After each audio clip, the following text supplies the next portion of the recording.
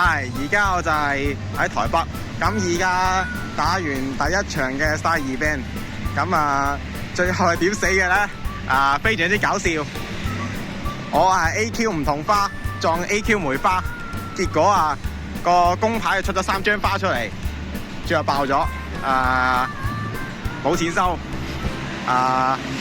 依家返酒店。不過第一次打算係咁啦，110幾個人排30幾，不過都打咗2個鐘啊，即係唔使買第2槍已經算好噶啦。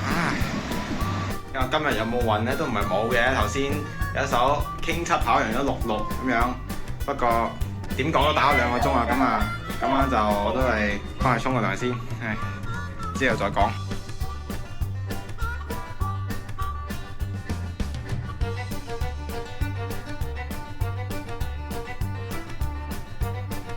聽日我仲要打一場平少少嘅，咁應該 hopefully 啲人冇咁犀利啊！今日嘅人水平都我覺得中上啦，都係啲後生仔喺度打咁樣。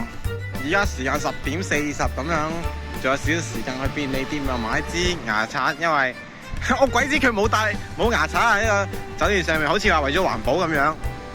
冇計啊！我睇下邊度有便利店先。99啊，即係25蚊港紙，貴唔貴我就唔評論啦。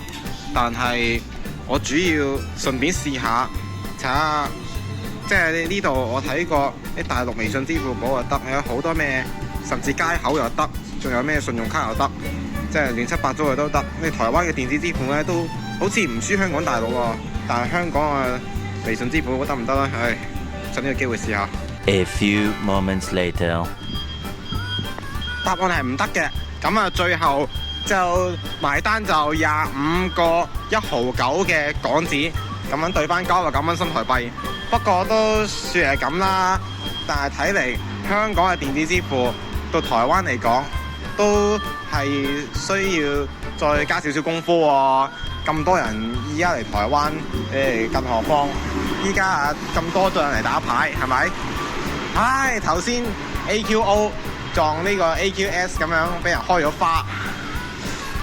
不過唔好講呢啲啊，聽日繼續打牌。而家返酒店沖個涼瞓覺，係咁多。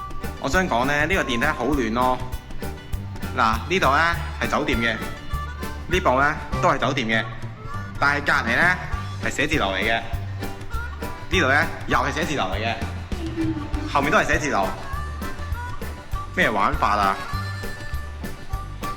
不過可能第一日嚟到唔係好慣啦，不過你嚟多幾日或者你住開，可能都慣咗啦。呢邊啦〜